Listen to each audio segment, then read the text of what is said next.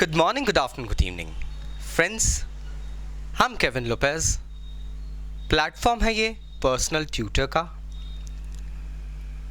Playlist आप लोग देख रहे हैं.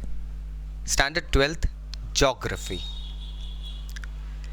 12th स्टैंडर्ड तक आते आते ज्योग्राफी के रेलम्स बदल जाते हैं. Now you are no more kids who will be going ahead and understanding what is land, what is water and what is soil. आप लोग बड़े हो चुके हैं. ज्योग्राफी के मायने बदल चुके हैं. आप लोगों ने अगर ह्यूमैनिटीज एज अ सब्जेक्ट लिया है तो कहीं ना कहीं ज्योग्राफी के साथ साथ ह्यूमन एस्पेक्ट्स भी अब आपको समझना पड़ेंगे. 12th क्लास की ज्योग्राफी में काफ़ी हद तक इन एस्पेक्ट्स को इनकलकेट किया गया है. Chapter 1 that is human geography में टॉपिक है नेचर ऑफ ह्यूमन ज्योग्राफी. अब अभी तक हमने ये पढ़ा है कि ज्योग्राफी मतलब भूगोल क्या होता है. अब एक नया टॉपिक आया हमारे सामने, ह्यूमन ज्योग्राफी. मैं यहां आपको कोई थ्योरी समझाने के लिए नहीं आया हूं. मैं आपको ये नहीं बता रहा हूं कि किस फेमस पर्सन ने क्या थ्योरी दी है और उस थ्योरी का निष्कर्ष क्या निकलता है. I am not that wise, trust me. But yes, I am going to make you understand in a very simple way कि ह्यूमन ज्योग्राफी एक्चुअली है क्या. हमें एक चीज समझ में आती है कि ह्यूमंस के इस अर्थ पे आने के बाद में काफी सारे चेंजेस हुए हैं. Good, bad. Let's keep the bad aside. Let's talk about the goods for now. Humans ने अर्थ पे आने के बाद यहाँ के जो फिजिकल रिसोर्सेस थे, जिसे हम मोटे तौर पे यहाँ का एक फिजिकल एनवायरनमेंट था, उसको एज अ रिसोर्स यूज करना शुरू करा. जब उन्होंने ये यूजेज शुरू करा तब उनका एक सोशियो कल्चरल एनवायरनमेंट डेवलप हुआ. लोगों ने सोशियो कल्चरल एनवायरनमेंट डेवलप करा. इस म्यूचुअल इंटरैक्शन को ह्यूमन ज्योग्राफी नाम दिया गया है.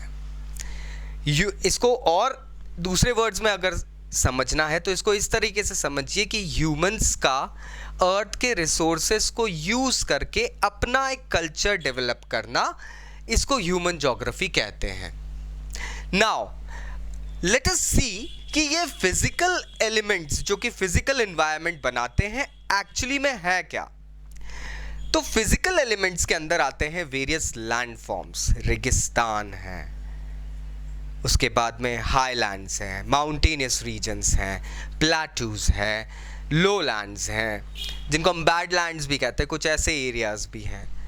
Then comes soil. Alluvial soil है, desert soil, regur soil and many types of soil आते हैं. तो इन सबको आप फिजिकल एलिमेंट्स में लेते हैं. क्लाइमेट, कहीं फ्रिजिड क्लाइमेट होता है, कहीं बहुत हॉट ह्यूमिड क्लाइमेट होता है, कहीं मॉडरेट होता है, कहीं ट्रॉपिकल होता है. वाटर अवेलेबिलिटी, हम वाटर की बात भी करते हैं. ये सब फिजिकल एलिमेंट्स में. And one important thing my friends is flora and fauna. मतलब वेजिटेशन, एनिमल्स जैसे रहते हैं. तो ये सारी चीजें भी अब ह्यूमंस ने किस तरीके से, सोचिए आपने, ह्यूमंस नॉनवेज खाते हैं. Yes they do. अलग अलग एरिया के ह्यूमन अलग अलग नॉनवेज, अलग अलग टाइप के एनिमल्स को हंट करके खाते हैं या उनको ब्रीड करके, रीर करके खाते हैं. एक्चुअली ये कैसे पॉसिबल हुआ. Now the simplest reply to understand this fact is that it was observed, the availability of the source was observed at a place and thus the resource was used. Simplest way में मैं 7th standard से लेके बच्चों को समझाने लगता हूं कि अगर आप इंडिया के एक humid region Rajasthan and all side को देखेंगे, वहां पे आपको बहुत अलग अलग चीजें दिख जाती दोस्तों. इवन फूड हैबिट्स में इंडिया में अगर अचार, चटनी, मुरब्बे, मसाले, ये सारी गिफ्ट्स किसी ने दी है तो we can call it probably Rajasthan. अगर आप मसाले छोड़ दे थोड़ा, तो क्यों दी थी यहाँ पे? क्योंकि एक प्रोबेबिलिटी बहुत अच्छे से लोगों को समझ में आई थी। राजस्थान एक ऐसा एरिया है जहाँ टेम्परेचर बहुत डैम्प हॉट है। खाना ज़्यादा देर तक आप फ्रेश रख नहीं सकते हैं। खाना बाहर रहेगा तो जल्दी खराब हो जाएगा, सड़न आने लगेगी। Not everybody in the villages has got the power to purchase a refrigerator. Mind it.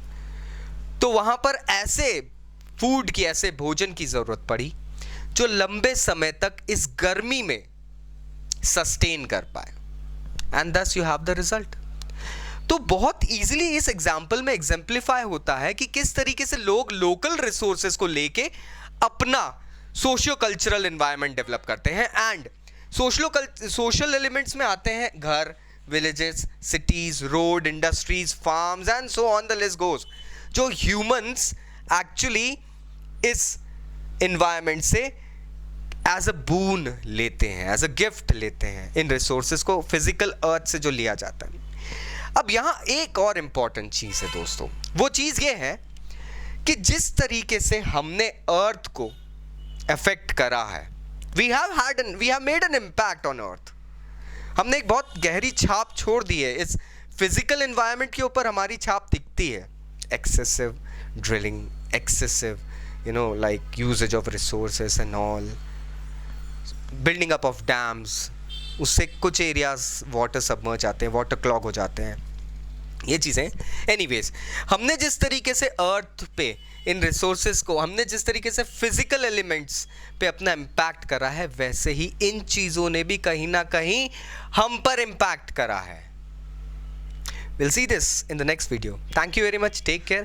कुछ भी doubts रहे, you can go ahead and comment in the comment box below. I'll be going ahead and replying back. You can catch me on Insta, you can catch me on WhatsApp, and various other handles.